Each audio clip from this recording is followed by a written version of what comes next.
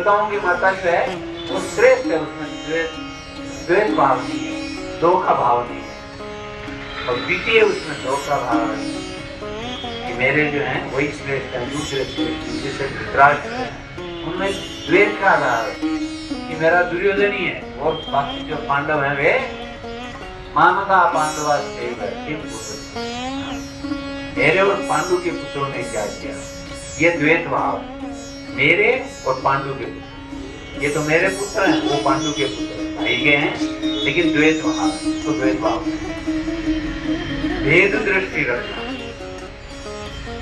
तो संसार परमात्मा में दिखाई पड़ता है, द्वैत भाव समाप्त हो जाता है। और तीसरी बात जो कही है वो ये है कि उनका मन सुख शांति में डूबा रहता है। जो कह रहे हैं संत तुकाराम कि उनका मन सुख शांति में डूबा रहता है, यानी वे सुख शांति में रहते हैं, आनंदमयी स्थिति में रहते हैं, आत्मा में संतुष्ट रहते हैं, वो परम आनंद में रहते हैं। सदा दिवाली संत के 8 पैर रहते हैं।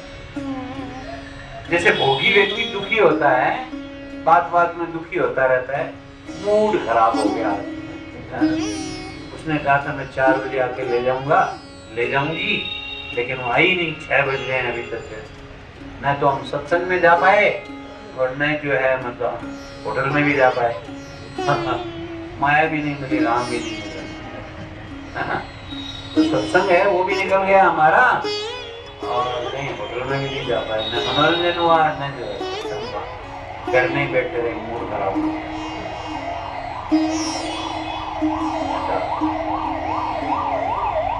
कहने का मतलब है कि उनका मन सब समय अशांत रहता है, क्योंकि उनकी कामनाएं रहती है, रजोगुण में रहते हैं, हमेशा तमोगुण में रहते हैं। साक्षात्कारी संत होते हैं वे सत्वगुण में रहते हैं, सत्वगुण से भी ऊपर रहते हैं, लेकिन जो बेस है, आधार है, वो सत्वगुण ही है। सत्वगुण का अहंकार नहीं होता, कोई सत्वगुण जो है वो साक्षात्कार करा देता है, इसलिए उनका मन सुख शांति में डूबा रहता है, वे सब समय आनंद में रहते हैं। कैसा उनको भय नहीं। जैसे अपने भजन जो है ना आपने सुना होगा, तो उसमें कि संसार का भय रह कुछ न जाए, मैं आपको चाहूं और पाऊं, संसार का भय रह कुछ न जाए। उनको डर नहीं लगता, भय नहीं है, मृत्यु का भी भय नहीं। तो साक्षात्कारी संत होते हैं उनको मृत्यु का भय नहीं लगता।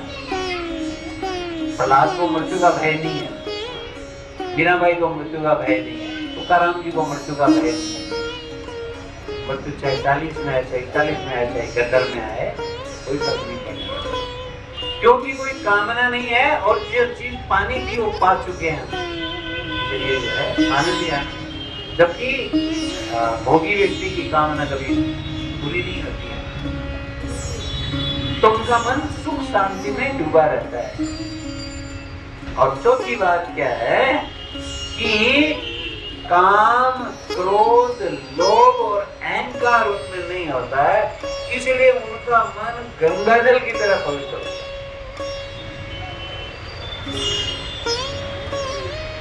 कबीरा मन निर्मल भया, जैसे गंगा नीर। कबीरा मन निर्मल भया, जैसे गंगा नीर। पाछे पाछे हरि फिरे, कहत कबीर कबीर। पाछे पाछे हरि फिरे, कहत कबीर कबीर। तो जो ऐसे साक्षात्कारी संत होते हैं या ज्ञानी व्यक्ति होते हैं, उनके पीछे परमात्मा चलते रहते हैं, क्योंकि उनका मन जो है वो शुद्ध है, उनका मन निर्मल है। निर्मल मन जन सो मोहि पावा, मोहि कपट छल छिद्र न भावा। भगवान कहते हैं जिनका निर्मल मन है वे ही भक्ति के अधिकारी होते हैं, वे ही मेरे अधिकारी होते हैं, वे ही मेरा जो है प्रेम प्राप्त कर सकते हैं। भगति पथ कवन प्रयासा, योग यज्ञ मख जप उपवासा, सरल सुभावना मन कुटिलाई, जथा लाभ संतोष सदाई। सरल सुभावना मन कुटिलाई, जथा लाभ संतोष। वो भगति पर कवन प्रयास, योग नमक जप तप न जोग की जरूरत है, न मत होने एक की जरूरत है। योग नमक जप की जरूरत है, तप की जरूरत है, उपवास की जरूरत है। क्या जरूरत है?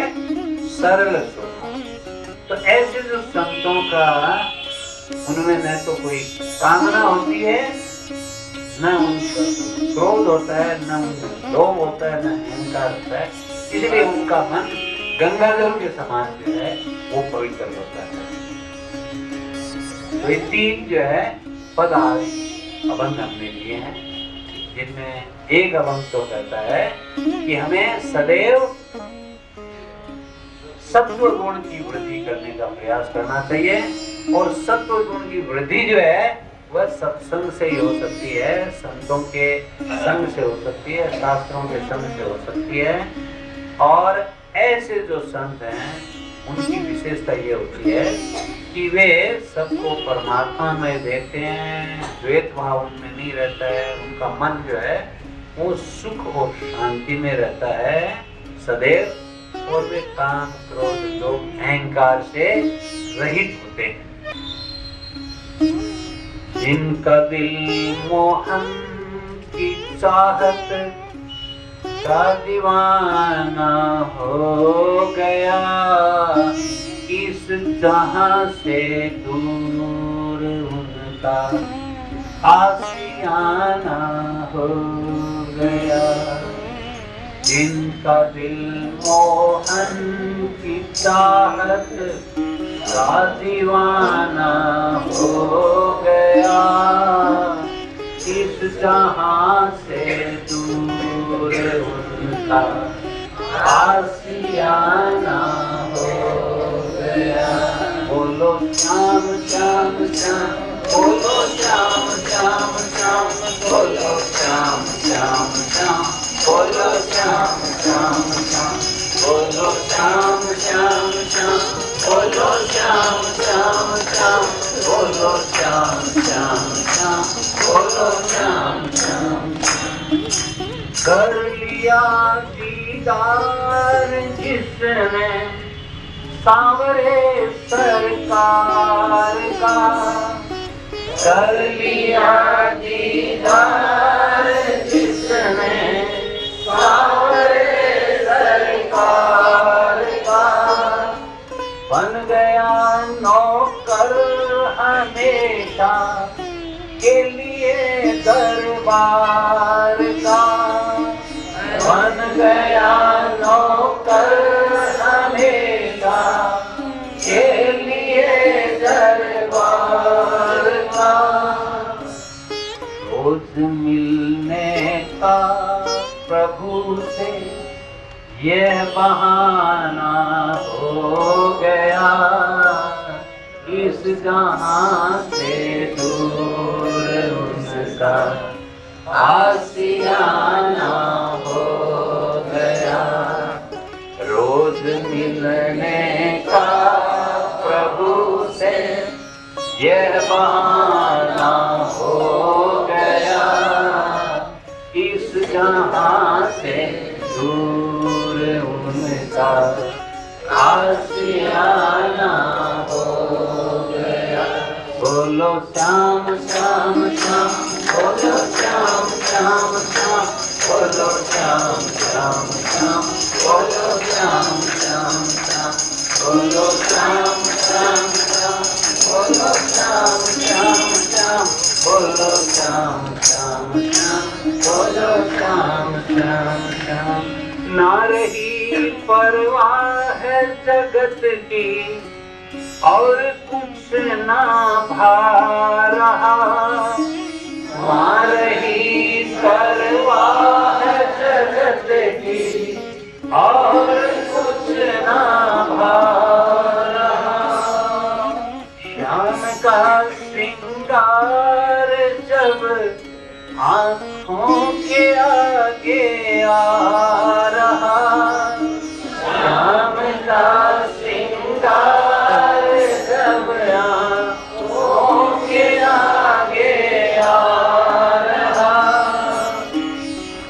हल्का अंदाज उनका आशिकाना हो गया, इस जहां से दूर उनका आशियाना हो गया। हल्का सा अंदाज उनका आशिकाना हो गया, इस जहां से दूर उनका आशियाना हो गया।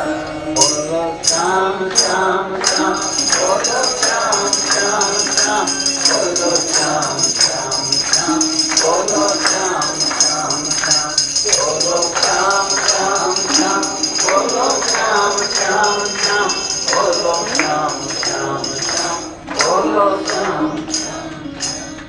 सांसों की सरगम भी रख दी सांवरे के नाम पे, सांसों की सरगम भी रख दी सांवरे के नाम पे। मन के साजों पर तराने श्याम के बस श्याम के, मन के साजों पर तराने श्याम के बस श्याम के। उनका तो दीवाना समझो यह जमाना हो गया, इस जहां से दूर उनका आशियाना हो गया। उनका दीवाना तो समझो यह जमाना हो गया, इस जहां से दूर उनका आशियाना हो गया। बोलो श्याम श्याम श्याम, बोलो श्याम श्याम श्याम, बोलो श्याम श्याम श्याम, बोलो श्याम श्याम श्याम, बोलो श्याम श्याम श्याम, बोलो श्याम श्याम श्याम, बोलो श्याम श्याम श्याम, बोलो श्याम श्याम।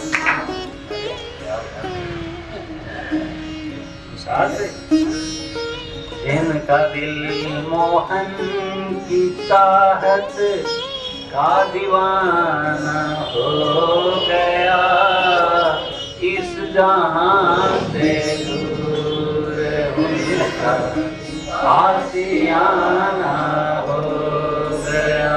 जिनका दिल मोहन की चाहत का दीवाना हो गया, इस जहां से दूर उनका आशियाना हो गया।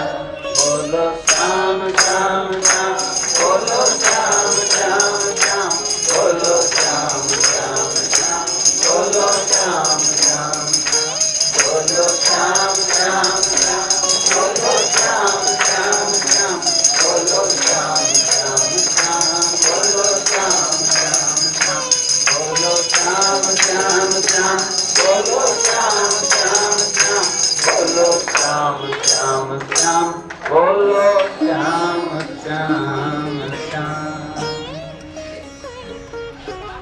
सुन मन उन संतन की वाणी, सुन मन उन संतन की वाणी, करती है चोट कलेजे भीतर, करती है चोट कलेजे भीतर, चमक उठे जिंदगानी, चमक उठे जिंदगानी, सुन मन उन संतन की वाणी, सुन मन उन संतन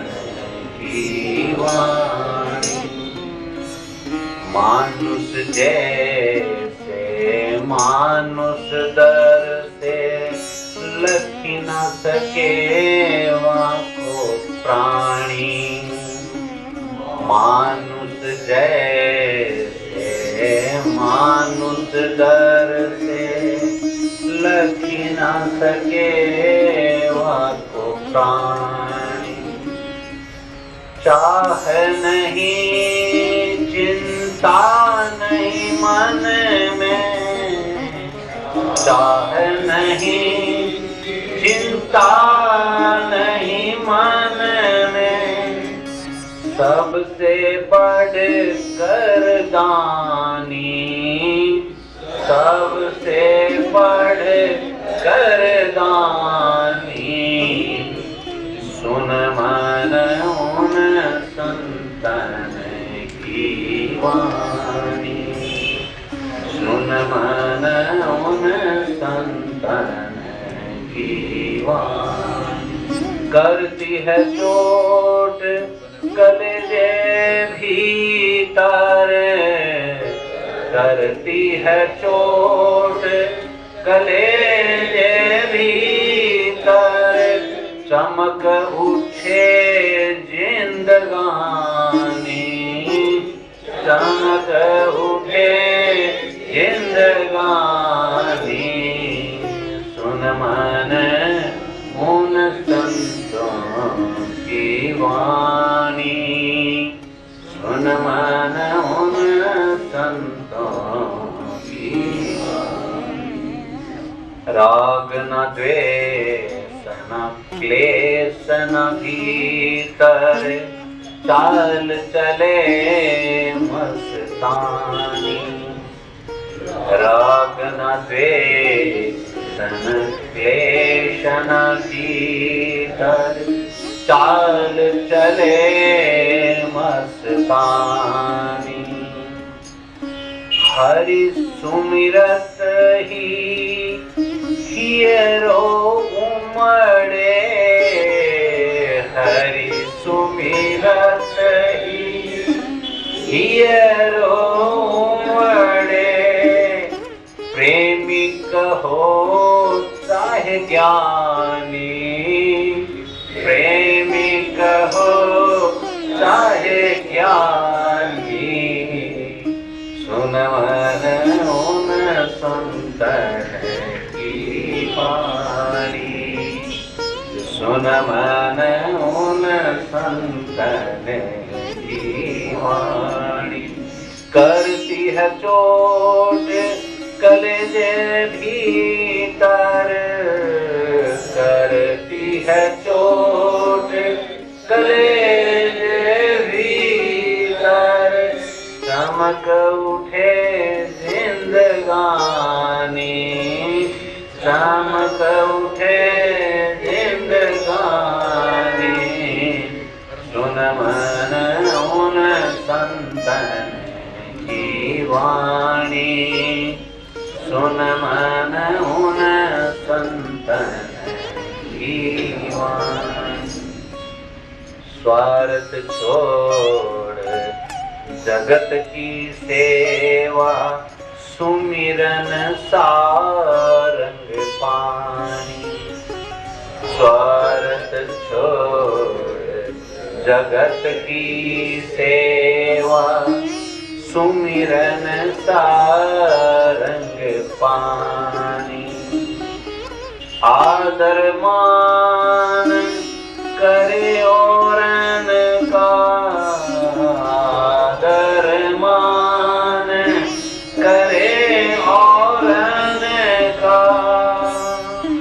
बन रहे आप अमानी, बन रहे आप अमानी।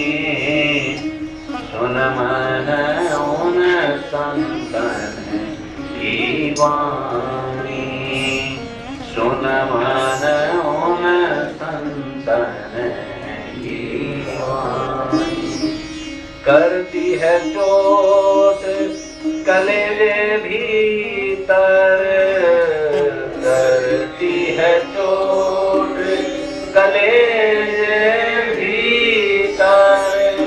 चमक उठे जिंदगानी, चमक उठे जिंदगानी। सुन मन उन संतन की वाणी, सुन मन उन संतन की वाणी। क्या जाने वे रोगी भोगी, विषयन मति लिपटानी। क्या जाने वे रोगी भोगी, विषयन मति लिपटानी। जाने सोई जन हरि का प्यार, जाने सोई जन हरि का प्यार। हरि में सुरता समानी, हरि में सुरता समानी। सुन मन उन संतन की वाणी, सुन मन उन संतन की वाणी। करती है चोट कलेजे भीतर, करती है चोट कलेजे भीतर। चमक उठे जिंदगानी, चमक उठे जिंदगानी। सुन मन उन संतन की वाणी, सुन मन उन संतन की वाणी। सुन मन उन संतन की वाणी, सुन मन उन संतन की वाणी। तो ऐसे संतों की वाणी सुननी चाहिए जो परमात्मा का साक्षात्कार किए हुए हैं, जिनको आत्म साक्षात्कार हुआ है, जिन्होंने भगवान के साथ एकत्व किया है, प्राणी मात्र के साथ एकत्व किया है।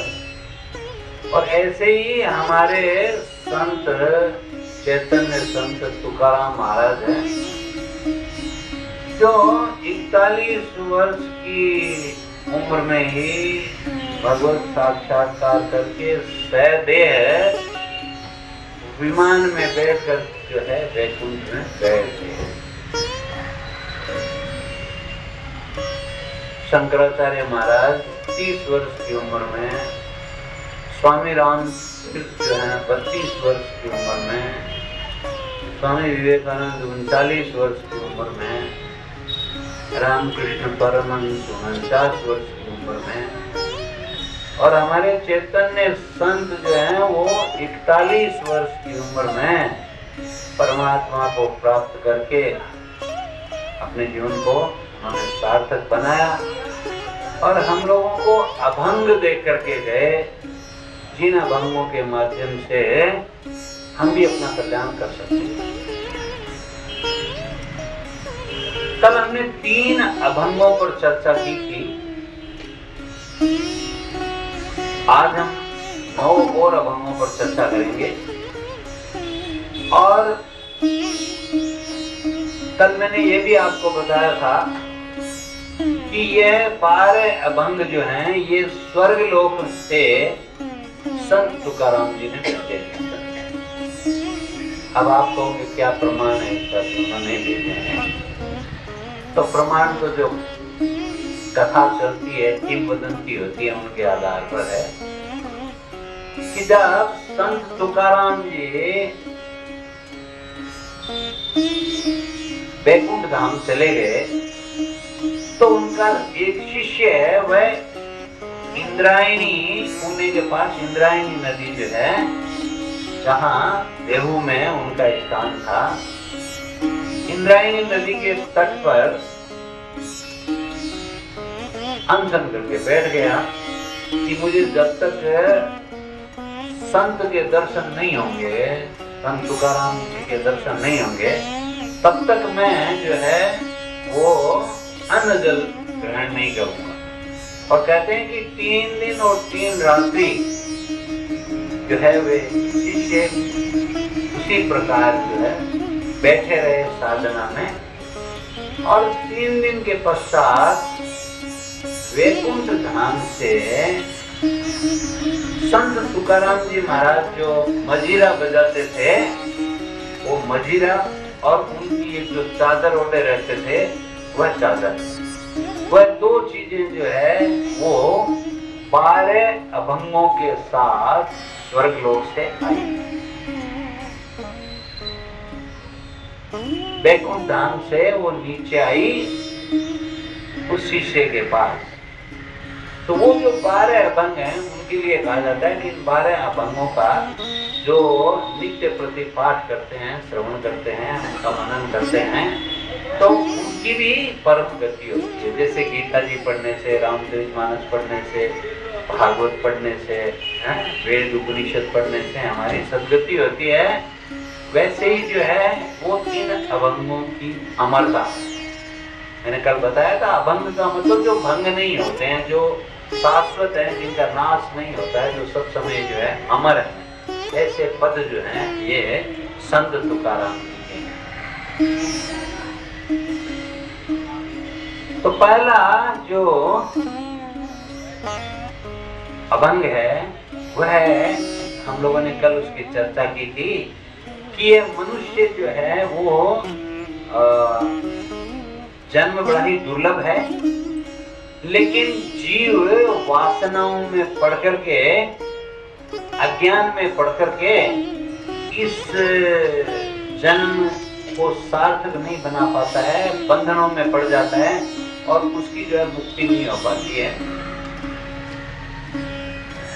और इसके लिए संत तुकाराम जो है वो कहते हैं कि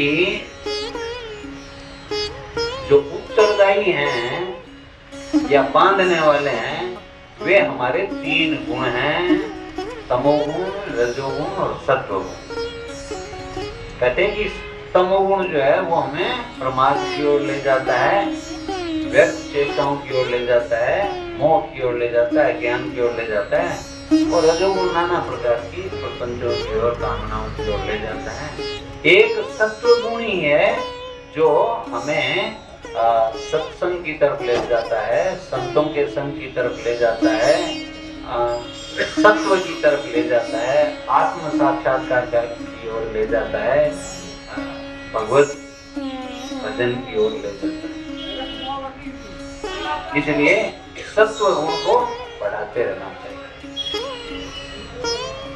दूसरी बात जो संत ने कही वह यह है कि हमें सद्गुरु की शरण में जाना चाहिए। जैसे शंकराचार्य महाराज ने कही कि मनुष्य जन्म मिलना पर्याप्त नहीं है, हमारी कल्याण की कामना होनी चाहिए और फिर किसी महापुरुष का संग भी मिलना चाहिए। नारद जी महाराज ने भी अपने भक्ति सूत्रों में यही बात कही कि ऐसे महापुरुष का संग करो, ऐसे महापुरुष का संग करो जो हमें सत्व की ओर ले जाए। जो हमारे जीवन को श्रेष्ठता की ओर ले जाए। इसलिए सदगुरु की शरण में जाना चाहिए। क्यों कि सदगुरु अपना तो उद्धार करता ही है और सबका उद्धार करता है, समस्त लोगों का उद्धार करता है। कल मैंने बताया था, नारद जी कहते हैं सह तरती लोकांश पारयति, वह खुद तरता है आत्मनो मोक्षार्थम जगत हिताय च, और दूसरों का जो है वो हित करता है। तीसरा अभंग जो है वह कहता है कि साक्षात्कारी जो संत हैं, जो आत्मज्ञानी संत हैं, उनकी विशेषता ये होती है कि एक तो उन्हें ये संसार जो है ये परमात्मा में दिखता है, श्री राम में दिखता है। दूसरी बात, उनमें द्वेष भाव नहीं रहता है। तीसरी बात, उनका मन सुख शांति में डूबा रहता है, निमग्न रहता है।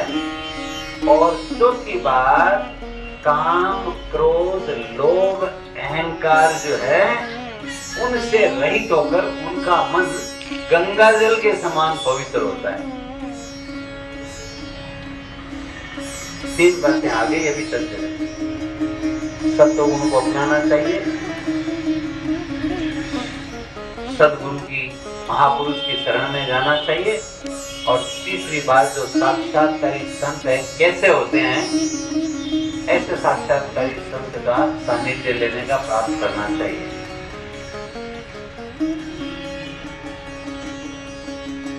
चौथा जो अभंग है उसे हम पढ़ेंगे। चौथा अभंग क्या कहता है, संत तुकाराम जी महाराज का,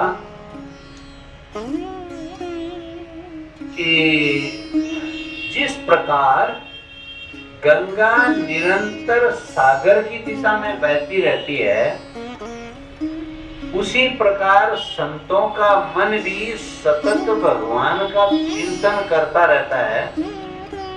निर्मल भक्ति भाव के कारण भगवान सदैव उनके निकट होते हैं। इसीलिए संत स्वानंद के भंडार के समान दिखाई देते हैं, आनंद के भंडार दिखाई देते हैं। संत को परमात्मा अंगूठे के समान प्रत्यक्ष दिखाई देते हैं।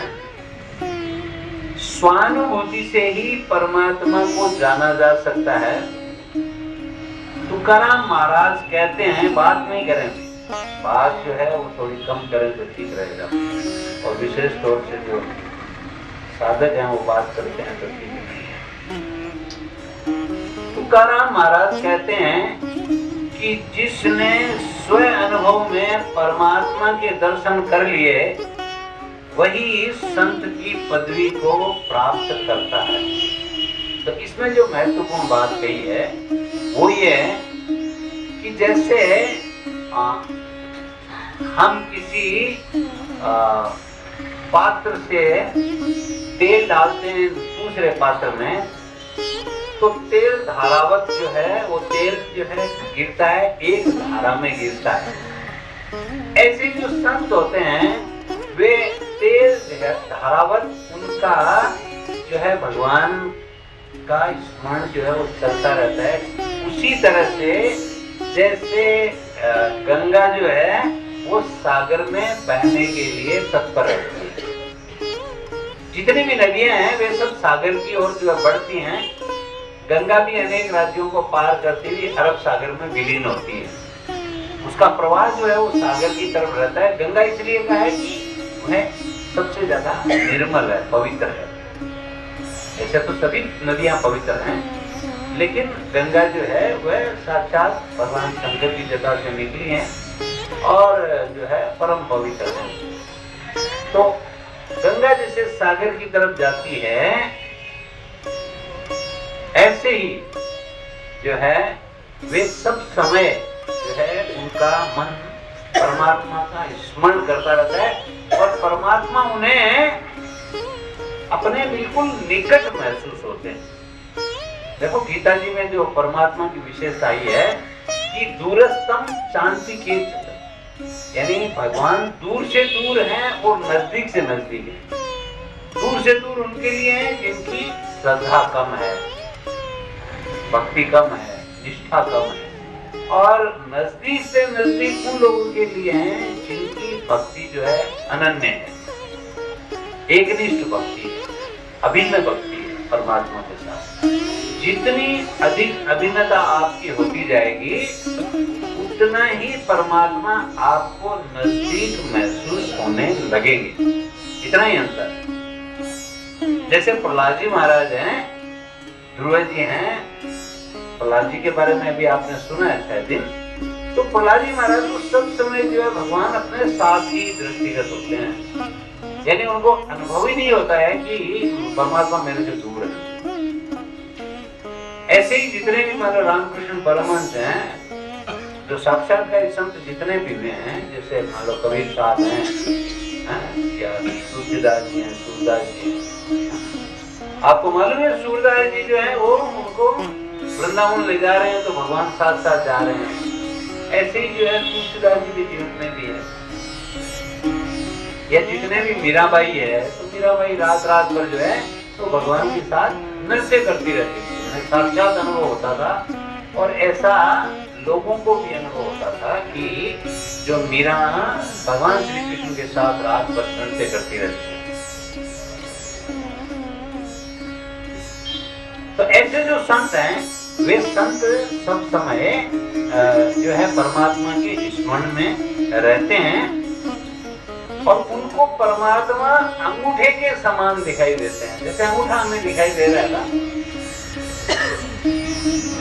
हस्त कमलवत कहा जाता है इसको, शास्त्रों में कहा जाता है हस्त कमलवत। जैसे हाथ में कोई अगर कमल रखा हुआ हो तो हमको दिखाई देता है, साफ दिखाई देता है कि हाथ में ये चीज रखी हुई है। वैसे उनको जो है अंगूठा जैसे सबसे ऊपर रहता है, प्रत्यक्ष दिखाई देता है हमको। ऐसे परमात्मा उनको प्रत्यक्ष दिखाई देते रहते हैं जितनी हमारी अभिन्नता। इसीलिए ब्रह्मलीन परम सत्य स्वामी रामचंद्र जी महाराज कहते थे कि परमात्मा को जानना है तो परमात्मा से अभिन्नता करो, संसार को जानना है तो संसार से अभिन्नता करो।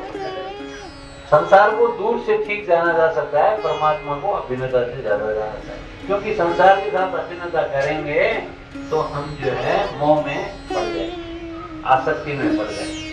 इसलिए संसार को दूर से ही जाना जा सकता है और परमात्मा को जो है उनके साथ एक होकर के जाना जा सकता है। अपने कष्ट निवारण के लिए भगवान को पुकारता है। और चौथा है ज्ञानी भक्त, जो भगवान को इसलिए चाहता है क्योंकि भगवान ही जो है वे सर्वे सर्वा है, वे ही हमारे रक्षक हैं, वे ही हमें सब कुछ देने वाले हैं।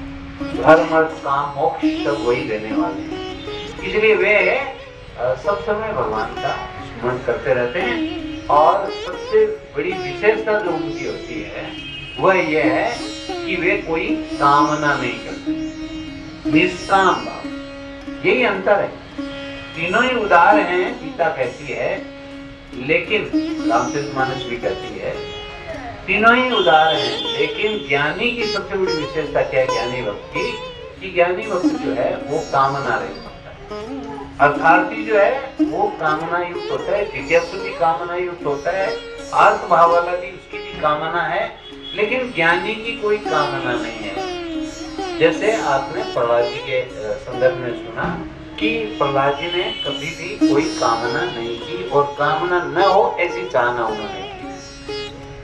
इसलिए कि वह ज्ञानी है, वह जानता है कि मुझे जो आवश्यकता है वो भगवान निश्चित रूप से पूरी करेंगे, क्योंकि भगवान का ही मैं अंश हूँ और भगवान जो है सबके ऊपर दया करते हैं और जो उनसे प्रेम करता है उसके ऊपर वो विशेष कृपा करते हैं। इसलिए ज्ञानी भक्त को प्रेमा भक्ति जो है उसको श्रेष्ठ कहा गया है। नारद जी महाराज ने भी अपने भक्ति सूत्रों में प्रेमा भक्ति को सर्वश्रेष्ठ कहा है। प्रेमा भक्ति का सीधा तात्पर्य है कि भगवान के साथ नित्य योग, भगवान का नित्य स्मरण, सब समय भगवान का स्मरण करना और अपना कार्य भी करते रहना। प्रविशी नगर कीजे सब काजा, हृदय राखी कौशलपुर राजा। कौशलपुर राजा को यानी भगवान को हृदय में रखते हुए सब काम अपने करना।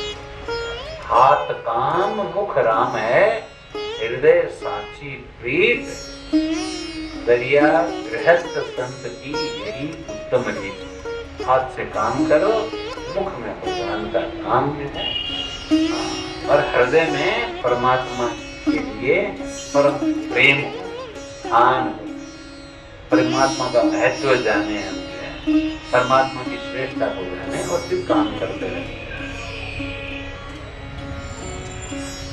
तो तुकाराम जी महाराज कहते हैं कि ऐसे जो संत हैं जो इस प्रकार गंगा निरंतर सागर की दिशा में बहती है, उसी प्रकार ऐसे संतों का मन सतत भगवान का चिंतन करता रहता है। तो ऐसे संतों का साथ ये हुआ आपका चौथा अभंग।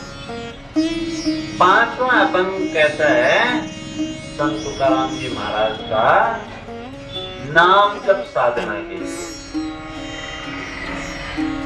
कि संत की पदवी को एक संत ही जान सकता है, कोई दूसरा इसे नहीं समझ सकता। इसका मुख्य कारण यह है कि केवल संत के हृदय में ही आत्म सुख उदित होता है।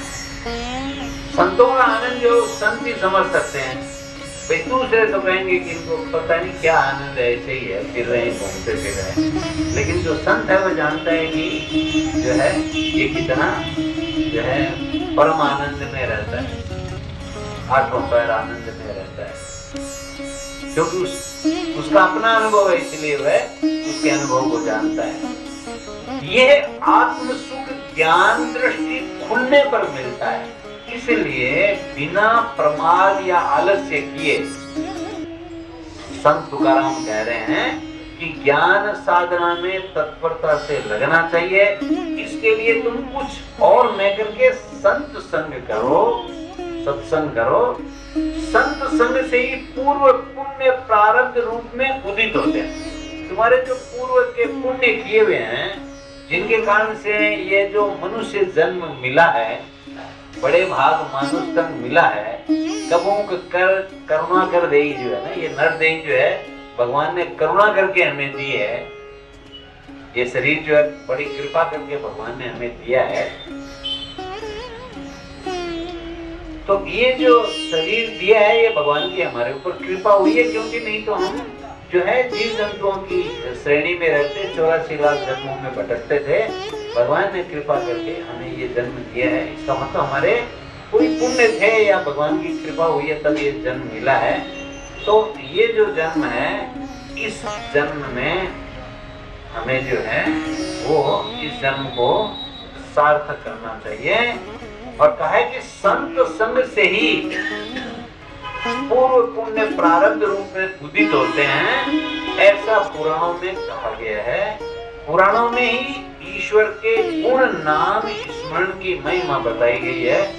संत तुकाराम कहते हैं कि नाम जप साधना से अंतःकरण के सारे दोष समाप्त हो जाते हैं और आत्म साक्षात्कार होता है।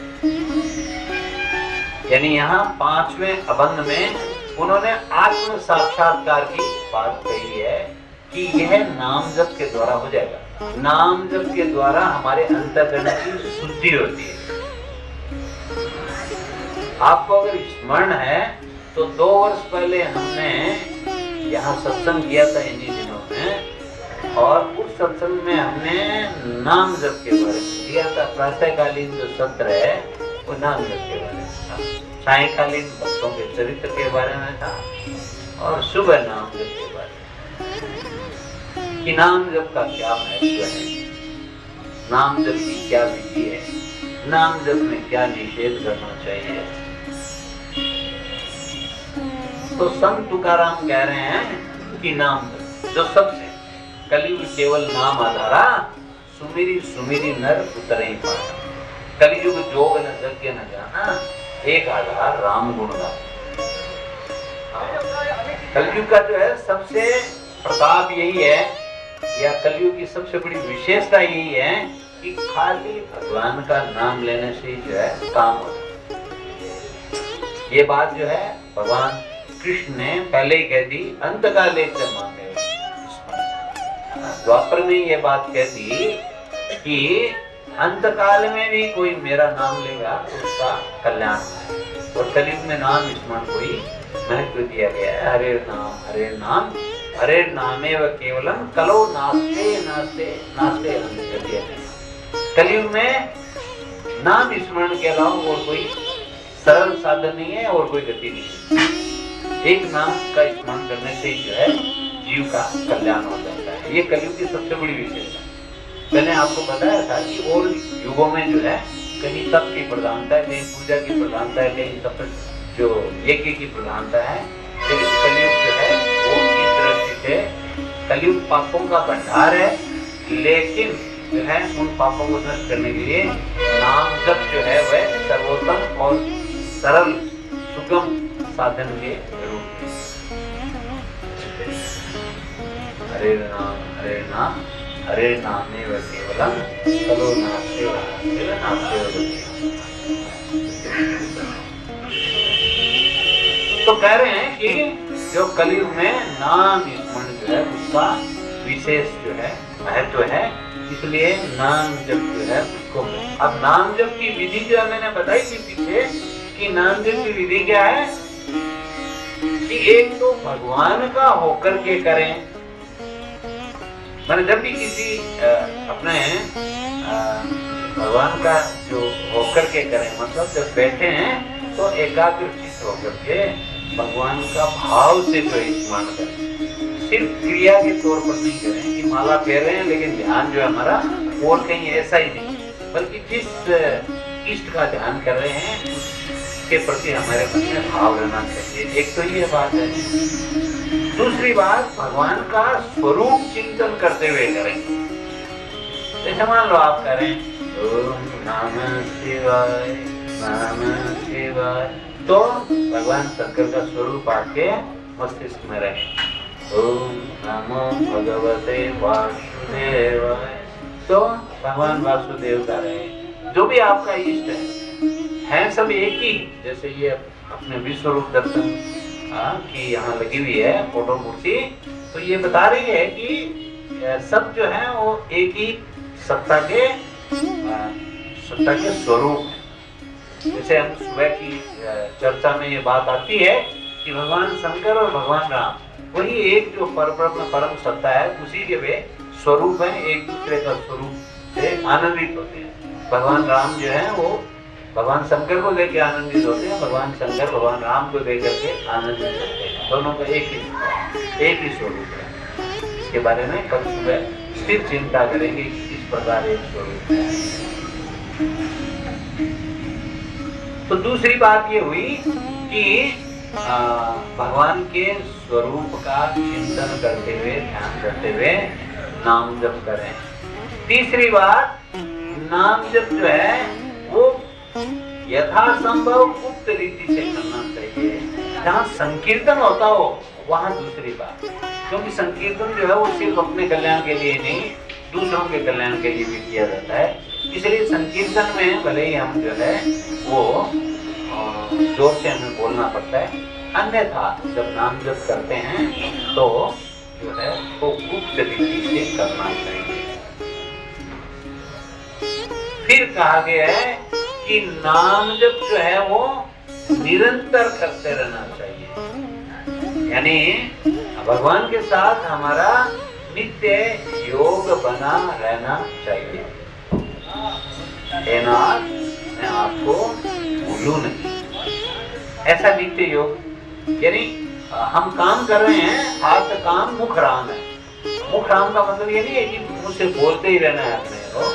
बोले तो अच्छी बात है, अगर बोलने की स्थिति है तो, नहीं है तो भीतर ही भीतर जो है भगवान का नाम लेते रहना चाहिए। यानी परमात्मा का स्मरण जो है वो नाम के माध्यम से होता रहना चाहिए, भीतर ही भीतर भगवान का जो समीपता है वो बनी रहनी चाहिए। जैसे बताया ना कि जो संत होते हैं उनका इसी तरह से रहता है, हर बात में वे जो है वो भगवान का ही जो है नाम लेते रहते हैं, क्योंकि भगवान कहते हैं अंतकाल में भी लो और सब समय लो तो लाभ ही लाभ है। ये बात कई बार इस पर जो है हमारे जो साधक हैं उनके लिए है, जो नए हैं उनकी बात है कि भगवान ने कहा है कि अंतकाल में तभी ले पाते हैं जब हम सब समय भगवान का नाम लेते हैं। इसीलिए भगवान ने गीता का संदेश दिया है कि तस्मात् सर्वेषु कालेषु माम अनुस्मरन्ति, सब समय तू मेरा स्मरण करता रहे और जो है काम भी करता रहे, अपने जो है मुझे याद करता रहे और काम करता रहे, बस इतना ही, ज्यादा कुछ भगवान ने ये नहीं कहा है। भगवान ये कह रहे हैं कि सब समय स्मरण में रखो, और वही स्मरण जो है वैसे ही रखो जैसे स्त्री जो है पत्नी जो है पति का स्मरण करती रहती है। हाँ, तो ऐसे ही जो है जैसे कोई नागरी जो है वो गागर का के ऊपर ध्यान रखती है, घड़े लेकर के आती है, 2-2 3-3 घड़े होते हैं पानी से भरे हुए, अपनी सखियों के साथ रहती है, बातचीत करती रहती है, लेकिन गागर जो है गिरती नहीं है, क्योंकि उसका ध्यान जो है वो गागर में रहता है और सबसे बातें करती रहती है। ऐसे यानी ऐसा नहीं है कि वो पानी नहीं लाना है, पानी तो लाना ही है, वो तो घर का काम है, संसार का काम है, लेकिन ध्यान जो है वो घड़ों पर है। ऐसे भगवान में ध्यान रहे और संसार का काम जो है वो करते रहे। आप जो भी काम करते हो परमात्मा का सब समय स्मरण करते हो।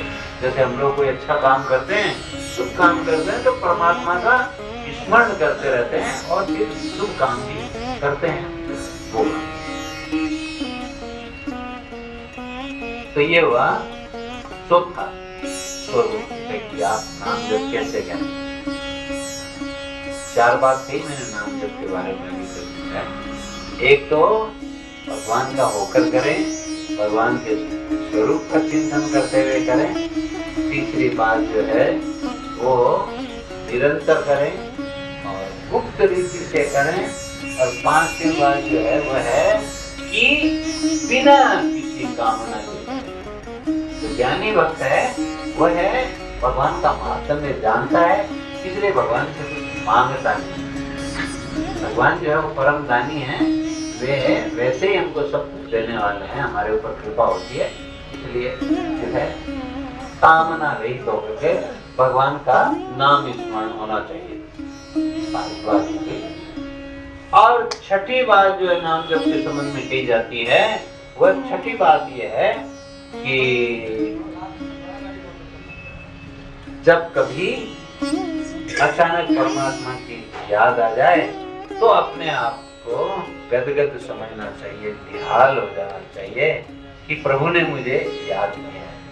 आप अगर कोई माला फेर रहे हैं या आप अगर जो है कोई पुस्तक पढ़ रहे हैं या आप कहीं सत्संग कर रहे हैं और उस समय आपको भगवान का स्मरण होता है, तो समझ लें कि भगवान जो है हमें याद कर रहे हैं।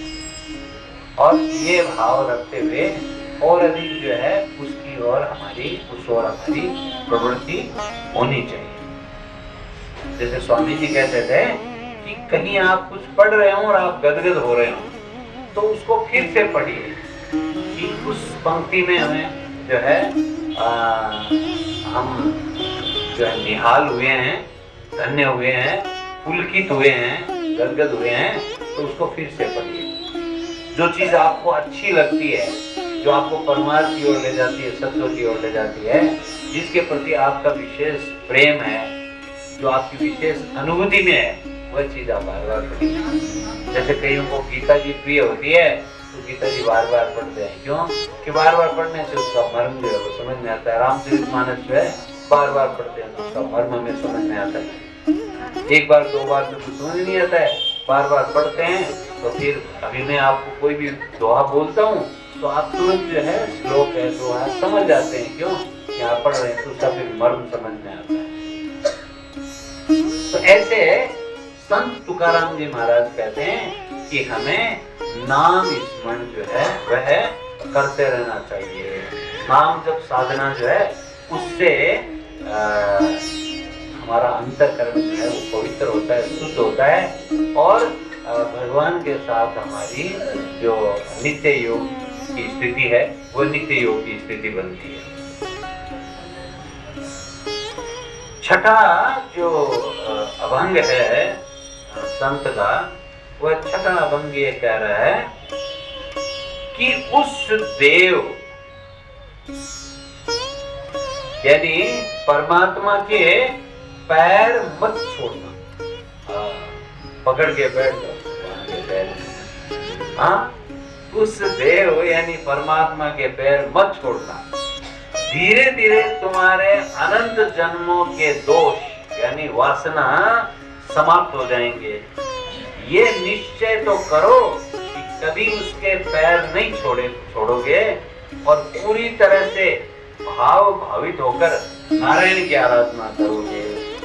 इसलिए सतत भक्ति पूर्वक केशव को अपने चित्त में धारण करो, अर्थात अखंड नाम स्मरण के द्वारा सदा परमात्मा का स्मरण करो।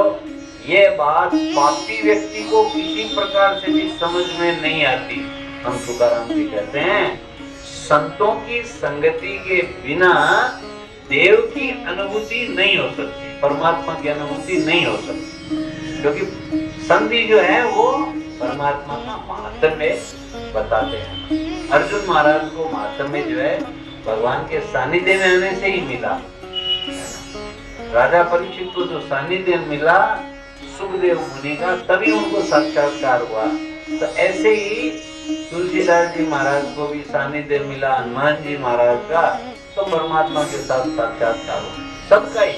आज मान लो विभीषण है, मैंने सुबह बताया था प्रातःकालीन सत्र में कि जो है हनुमान जी महाराज सबको भगवान की ओर लगाते हैं, और भगवान की ओर लगाने से फिर उनको जो है उनका बार बार स्मरण होता रहता है। तभी सुग्रीव जो है अंगद जो है, जब अंगद को विदा कर देते हैं भगवान राम जो है, तो वे हनुमान जी महाराज से कहते हैं कि भाई बार बार जो है भगवान को मेरी स्मृति जो है वो कराते रहना, मेरी याद जो है वो कराते रहना।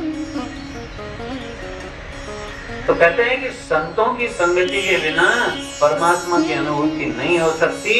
संत संगति से जब पूर्व वासनाएं जलती हैं यानी क्षय होती हैं, तब मन शुद्ध होता है। तुकाराम महाराज बतलाते हैं कि शुद्ध मन होने से साधक जो है वो सत वस्तु परमात्मा का साक्षात्कार करता है।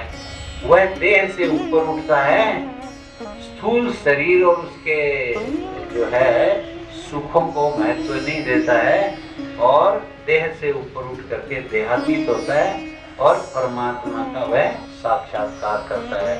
इसलिए संत जो हैं वे कह रहे हैं छठे अभंग में कि छठे में ना पांचवा अभंग है ये, पांचवें अभंग में छठे अभंग में कह रहे हैं कि परमात्मा के पैर जो है वो मत छोड़ो, परमात्मा के चरणों को पकड़े रहो सब समय जो है ना। एक भजन के माध्यम से बात जो है थोड़ा और स्पष्ट हो जाएगी हमें। मन रे परसि हरि के चरण, मन रे परसि हरि के चरण, सुबग शीतल कमल कोमल, सुबग शीतल कमल कोमल, त्रिविध ज्वाला हरण, त्रिविध ज्वाला हरण, जिन शरण प्रहलाद परसे, जिन चरण प्रहलाद परसे, इंद्र पदवी धरण, इंद्र पदवी धरण, मन रे परसि हरि के चरण। मीराबाई कहती है कि हे मन, तू परमात्मा के चरणों का स्पर्श कर, तू परमात्मा के चरणों को मत छोड़। जैसे संत तुकाराम जी कहते हैं परमात्मा के चरण जो है बड़े सौभाग्यवान हैं, हमें जो है परमात्मा परम ऐश्वर्यवान सौभाग्यवान है, माधुर्यवान है, और जो है शीतल, वहां जाकर के जीव का चित्त जो है शांत होता है, मन जो है शांत होता है। मेरो मन अनंत कहाँ सुख पावे, जैसे उड़े जहाज को पंछी पुनी जहाज पर आवे, ऐसे हमें हमारे चित्त को शांति मिलती है। और कमल के समान कोमल त्रिविध ज्वाला हरण, हमारी तीनों प्रकार की ज्वालाओं को हरने वाले हैं। हमारी शारीरिक ज्वाला है, मानसिक ज्वाला है और आध्यात्मिक ताप है। उन तीनों प्रकार के तापों को हरने वाले हैं भगवान के चरण कमल, यानी परम शांति देने वाले हैं। तो ऐसे परमात्मा के चरण प्रहलाद ने स्पर्श किए और प्रहलाद को इंद्र की पदवी मिली।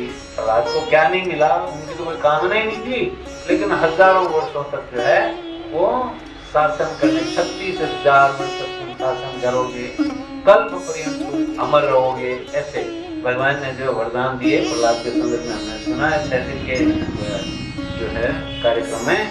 तो मीराबाई कहती है कि हे मन, तू परमात्मा के चरणों का सदैव स्मरण कर, उनका स्पर्श कर, उनको कभी मत छोड़, उनको कभी मत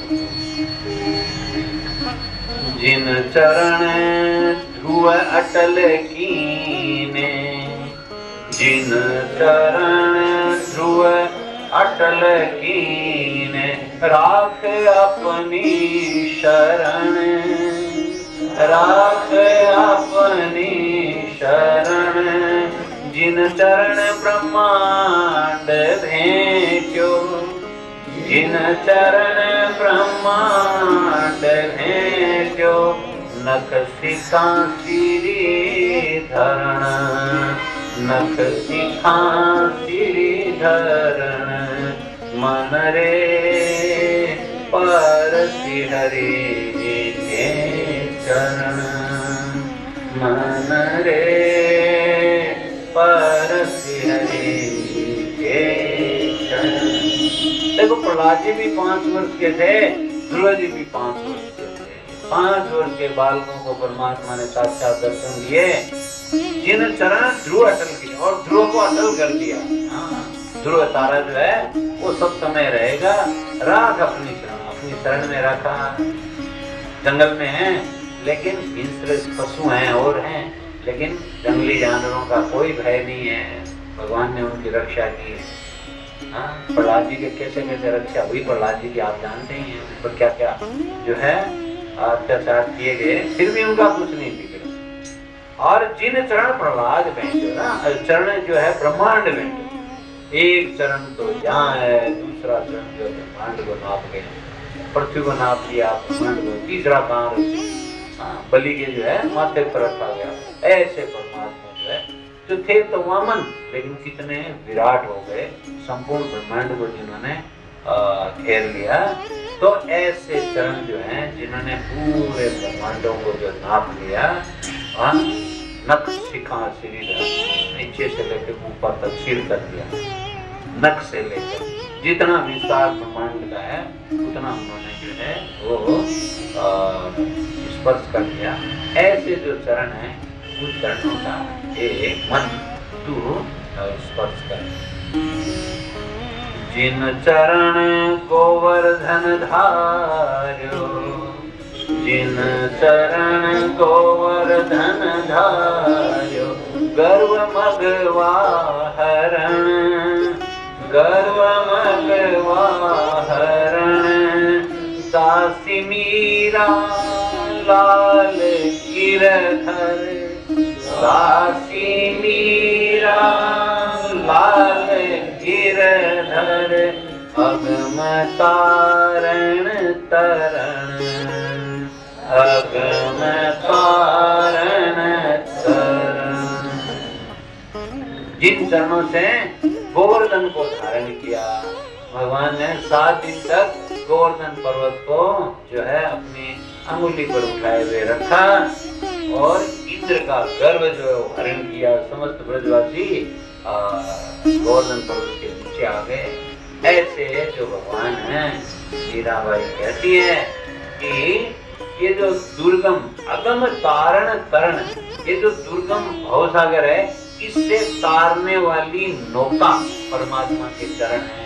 यानी भगवान के चरणों में जिसका मन रहता है वह जो है भवसागर से सहज ही तर जाता है। तो हे मन, ऐसे परमात्मा का के चरणों का, परमात्मा का स्मरण करता है।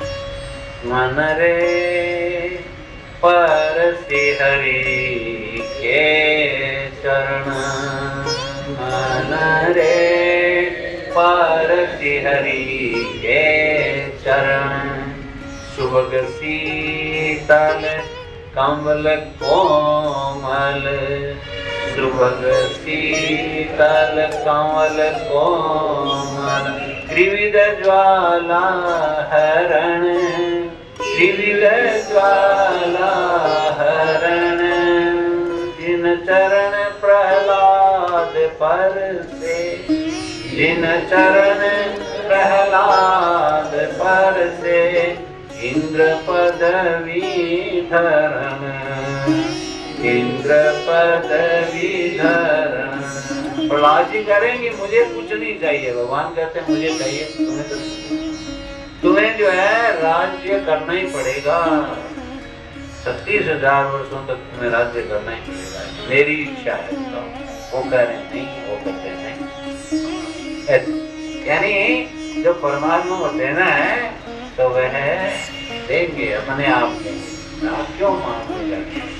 उनकी कृपा जब होती है, अर्थ धर्म काम मोक्ष सब वही देने वाले हैं, इसलिए उनके चरणों का हम स्पर्श करते रहें, स्मरण करते रहें। ऐसा संत तुकाराम जी महाराज अपने छठे जो अभंग है, उस छठे अभंग में जो है कह रहे हैं कि परमात्मा के पैर मत छूओ। सातवें अभंग में कह रहे हैं कि जगत के मिथ्यात्व को त्याग कर सत्य वस्तु को जानो, भूल कर भी गलत मार्ग पर मत चले जाना, विचार पूर्वक अपने मन को परमार्थ साधना में लगाओ, नहीं तो प्रपंच के माया जाल में फंसने से बहुत अहित होगा। अपने अंदर ही शिव तत्व के दर्शन करो और आत्म सुख के ध्यान में डूबे रहो। तुकाराम कहते हैं कि आत्म तत्व का ध्यान करते करते उससे एक रूप होने पर जीव भाव जो है वो अपने आप समाप्त हो जाता है। यानी संत तुकाराम जी कह रहे हैं कि देह मार्ग को छोड़ करके देव मार्ग को अपनाओ, प्रेम मार्ग को छोड़ करके श्रेय मार्ग को अपनाओ, देह की आसक्ति को छोड़ करके परमात्मा की आसक्ति को अपनाओ।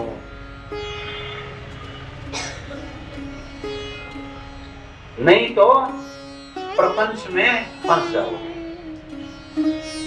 जैसे यज्ञ और नचिकेता का संवाद आता है ना कठोपनिषद में,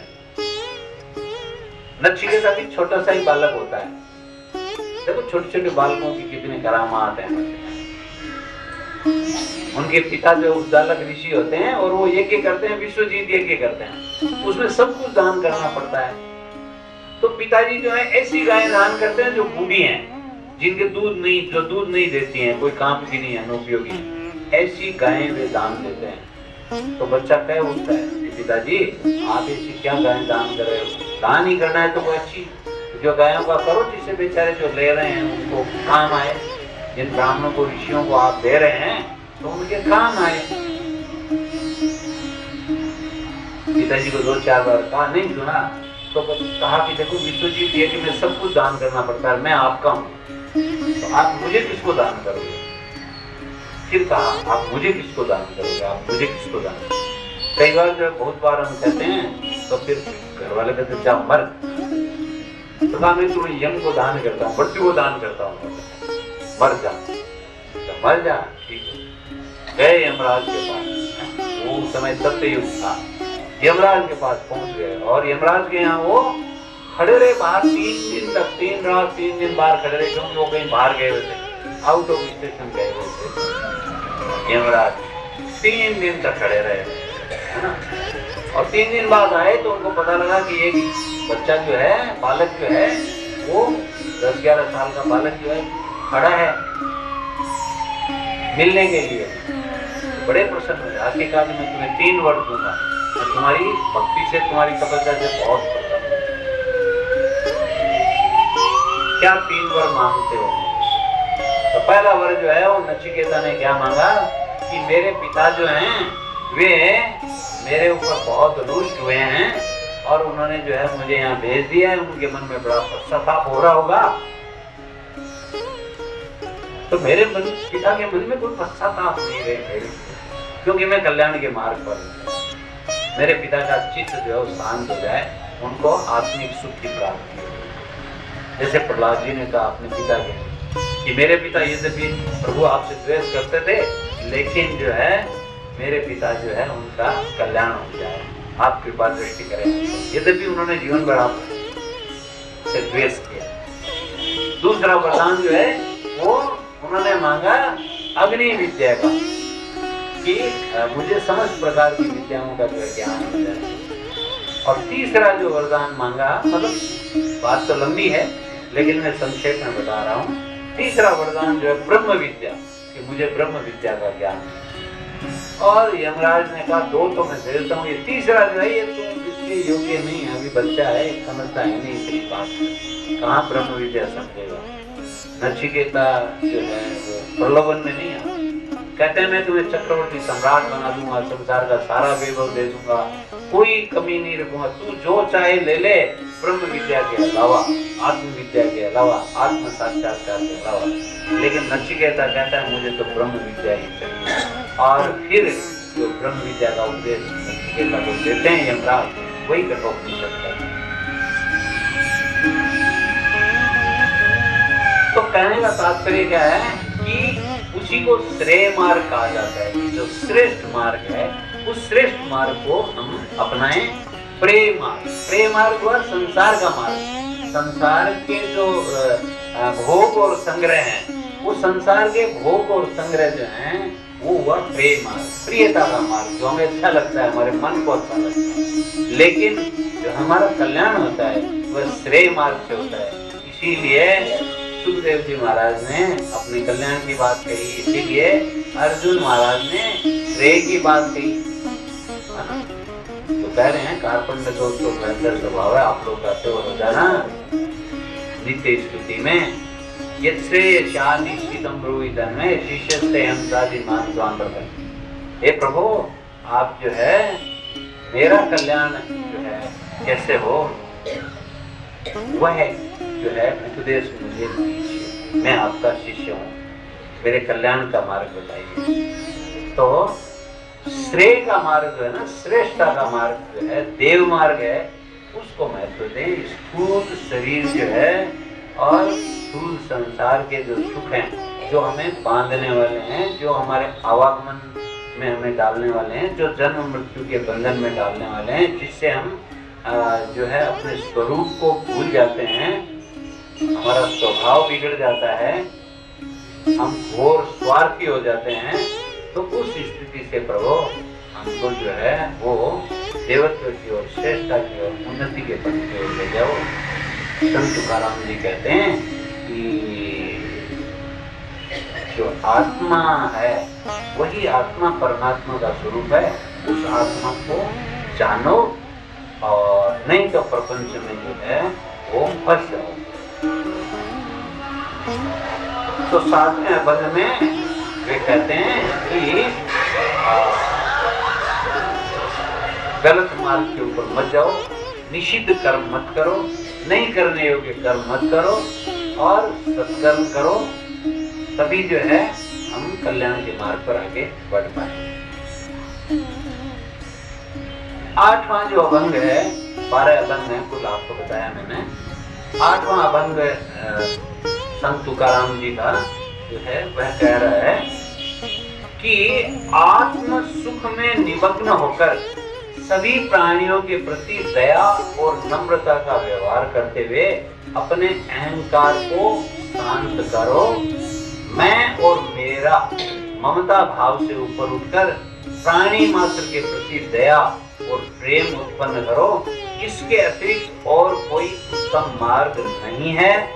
आत्म उन्नति के लिए दया और प्रेम सबसे पहला साधन है। जिसके चित्त में इस साधन का महत्व दृढ़ता के साथ बैठ गया, उसे फिर माया जाल प्रभावित नहीं कर सकता। संसार का बंधन जो है उसको प्रभावित नहीं कर सकता। किसको?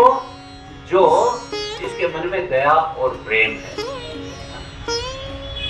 जैसे महाराष्ट्र के संतों का ही मैं उदाहरण दे रहा हूं आपको कि नामदेव जी महाराज कुत्ते में भी भगवान का दर्शन करते थे। आपको मालूम है कि जो है वे जब लघु शंका करने के लिए गए थे तो पीछे से कुत्ता जो रोटियों को ले गया और वे जो है घी की कटोरी हाथ में लेकर के जब वापिस आए तो घी की कटोरी हाथ में लेके उसके पीछे गए कि महाराज आप जो है सूखी रोटियां जो खाओगे, घी तो यहाँ रह गया, मैं घी लेके आ रहा हूँ आपके लिए जो है। कुकुर महाराज आप जो है रुक जाओ।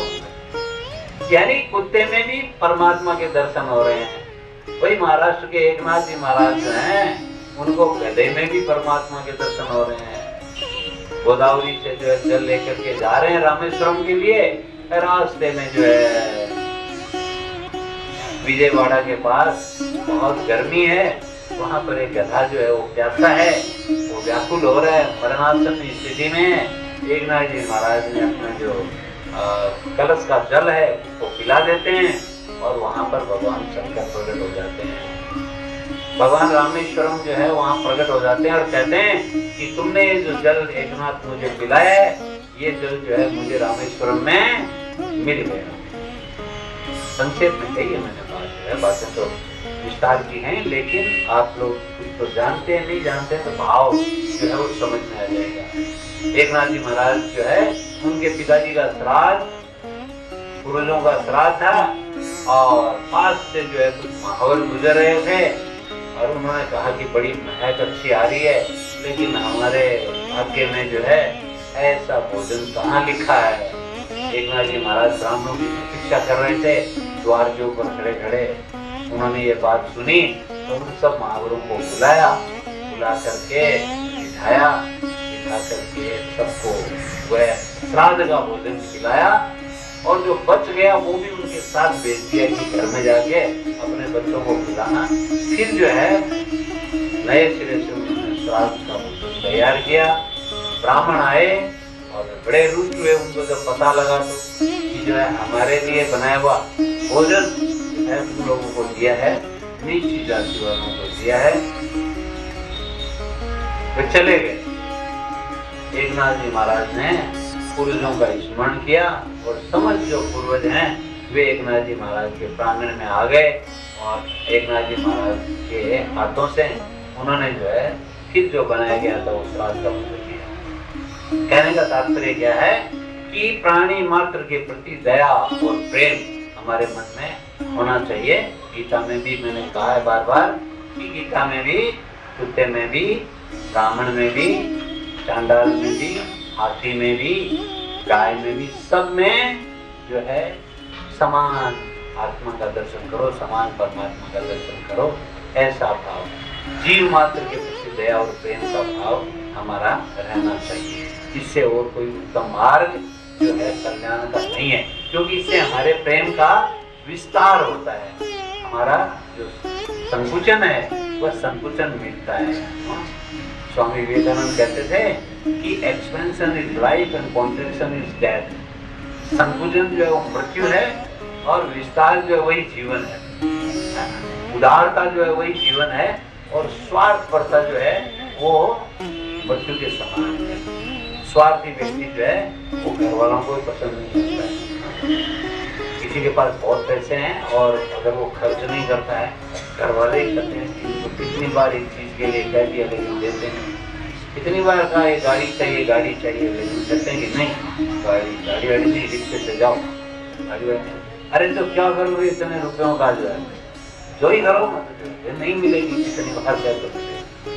कहने का मतलब क्या है कि प्राणी मात्र के प्रति इस प्रकार का भाव रहना चाहिए, दया और प्रेम का भाव रहना चाहिए। स्वार्थी व्यक्ति किसी को पसंद नहीं। परमार्थी जो है, परमार्थ का मतलब कोई पैसे से ही हो वो बात नहीं है, तन मन धन से जो भी सेवा करते हैं वे सभी। हमारे यहाँ महेश योग समिति में कई ऐसे हैं जो धन का जो है दान नहीं कर सकते, लेकिन वो अपने तन का दान करते हैं, अपने मन का दान करते हैं, वो निरंतर सेवा करते हैं। वो हमारे लिए जो है उतना ही आदरणीय है जितना धन का दान करते हैं। सबका समान महत्व है।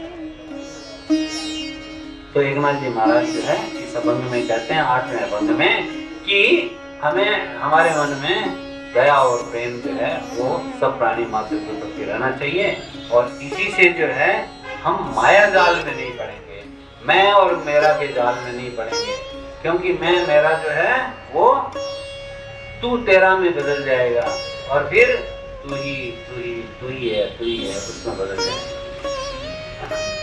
मैं जो है वो तू ही है, परमात्मा सब कुछ तेरा ही है, और उसके बाद तेरा क्या, तू ही है सब कुछ। ऐसा भाव आने से फिर हमारा जो है वो ममत्व समाप्त हो जाएगा, हमारे ममत्व का विस्तार हो जाएगा। मैं कहता रहता हूँ, प्रेम जब अनंत हो गया, रोम रोम संत हो गया, बदन बन गया दिवाले, मन महंत हो गया। प्रेम जब अनंत हो गया, रोम रोम संत हो गया, बदन बन गया दिवाले, मन महंत हो गया। प्रेम जब अनंत हो गया। तो तुकाराम जी महाराज जो कह रहे हैं 10वें अभंग में, कहते हैं कि नाम स्मरण करने से माया जाल नष्ट होता है। इसलिए चक्रपाणी भगवान विष्णु के चरणों में प्रीति को नित्य बढ़ाओ और नाम स्मरण रूपी भक्ति साधना करो।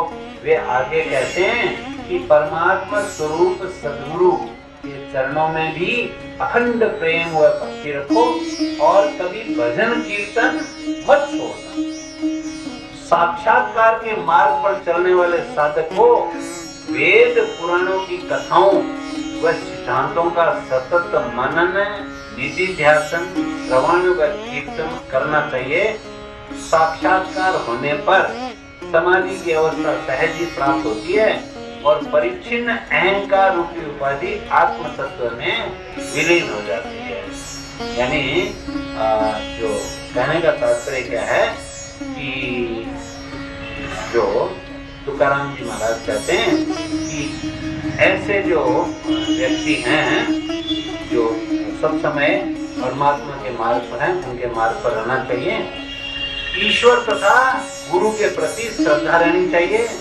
भक्ति पूर्वक भगवान की शरणागति में हम रहें, और भगवान का कीर्तन, भगवान के गुणों का गान, और उनके लीला श्रवण मनन चिंतन, जो नवदा भक्ति प्रहलाद जी ने श्रीमद् भागवत में कही है, श्रवण है, स्मरण है, कीर्तन है, वंदन है, दास्य सख्य है, आत्मनिवेदन है।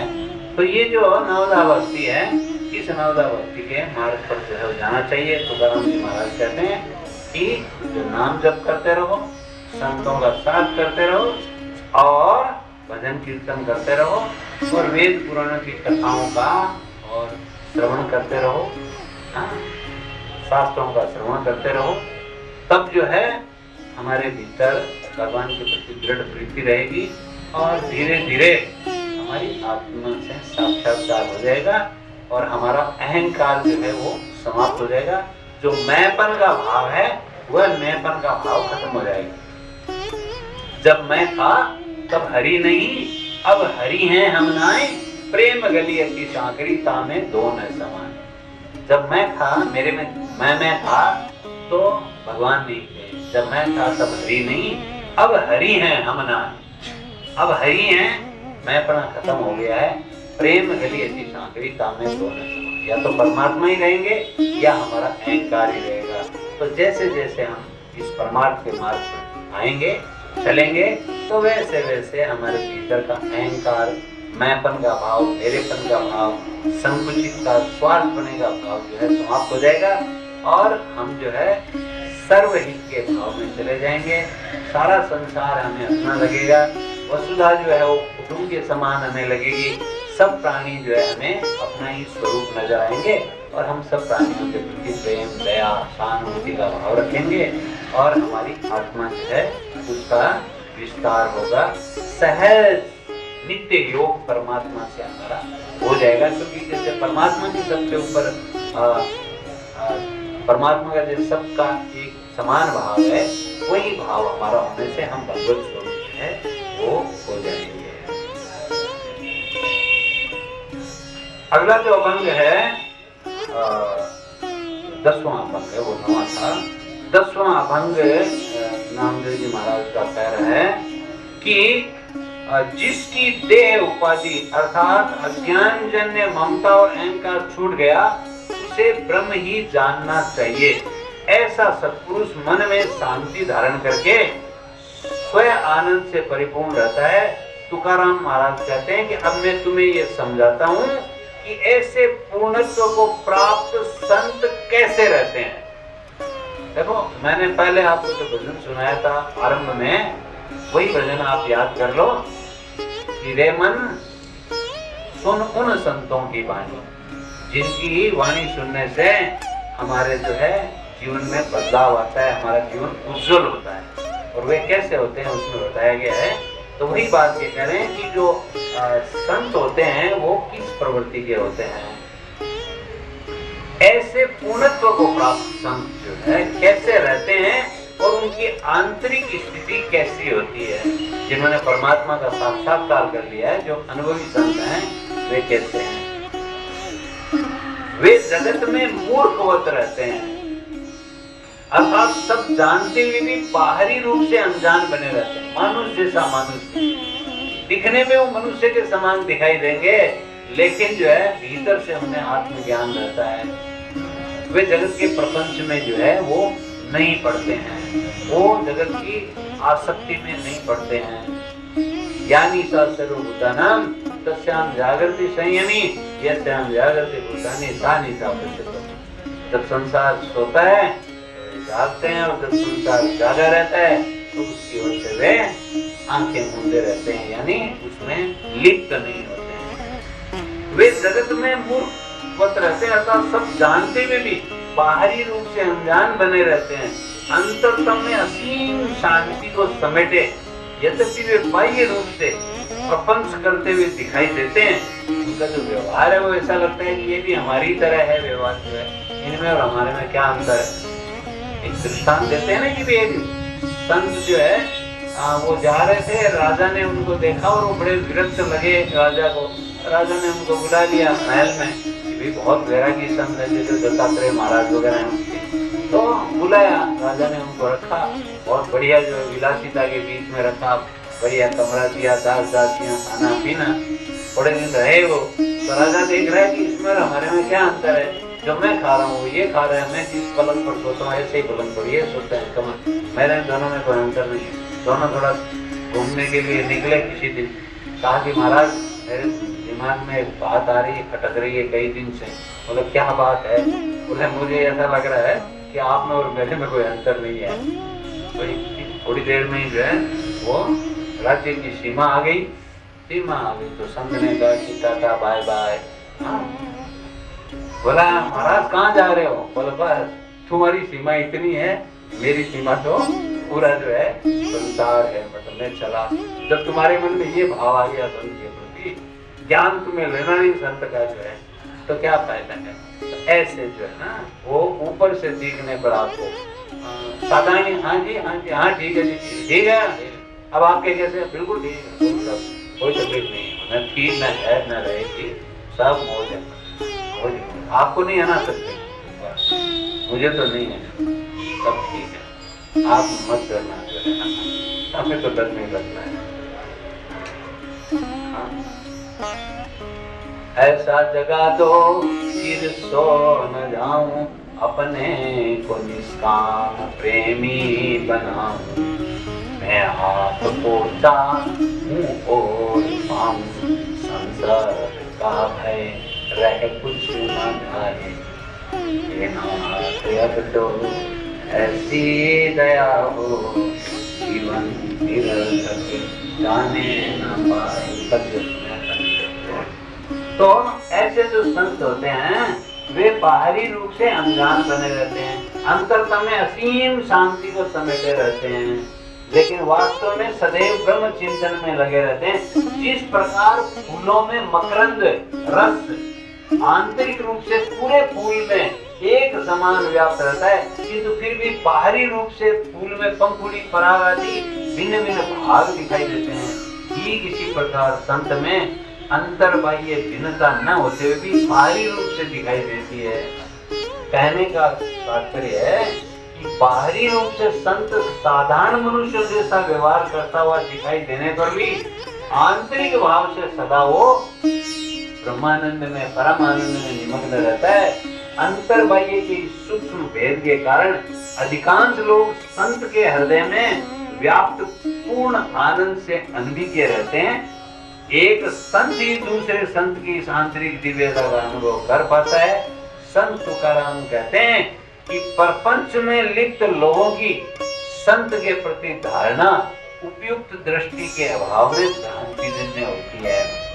यानी संत को संत ही समझ सकता है, सांसारिक व्यक्ति तो उसे साधारण व्यक्ति के तौर पर समझते हैं, लेकिन वस्तुतः वह अपने ही आनंद में जो है मग्न रहता है। ऐसा आत्म साक्षात्कारी संत होता है। 11वां जो अभंग है वह कहता है तुकाराम जी महाराज का कि साधु की ब्रह्मानंद में 3 वृत्ति जहां एक और सर्वसाधारण व बहिर्मुखी मनुष्य में भ्रांति उत्पन्न करती है, वहीं भक्तों को शांति देती है। ऐसी वृत्ति जो है भक्तों के लिए शांति देती है। वृत्ति का लीन होना वास्तव में ब्रह्म से एक रूप है, जैसे जल में घुला हुआ नमक। दृष्टांत दिया है संत तुकाराम जी महाराज ने कि जिस प्रकार नमक पानी में घुल जाने पर तद्रूप हो जाता है वैसा ही हो जाता है, और फिर आसानी से नमक को हम अलग नहीं कर सकते, कि उसी प्रकार साधु की लीन वृत्ति होती है। ब्रह्म रूप में समरस हुआ साधु फिर कभी माया जाल में नहीं फंसता है। तुकाराम महाराज 2 बार सत्य सत्य कहकर इस बात पर जोर देते हैं कि आत्म साक्षात्कारी संत को पुनः माया का बंधन नहीं होता। यानी कहने का तात्पर्य क्या है कि ऐसा जो संत है वह संत जो है वो फिर माया जाल में नहीं पड़ता है। क्योंकि मैंने आपको बताया है कि गीता भी कहती है कि भगवान की माया में सभी पड़े रहते हैं। और सुबह भी हनुमान जी महाराज के संदर्भ में भी मैंने आपको बताया था कि इस प्रकार सुग्रीव भी माया जाल में पड़ जाते हैं। माया का जो है सभी पर प्रभाव होता है। भगवान की माया से कौन जो छूट पाया है, लेकिन वही छूट पाता है जो भगवान की शरण में रहता है। ऐसे जो संत हैं वे संसार की माया में नहीं पड़ते हैं, क्योंकि वे मायापति का आश्रय ले लेते हैं। और इसलिए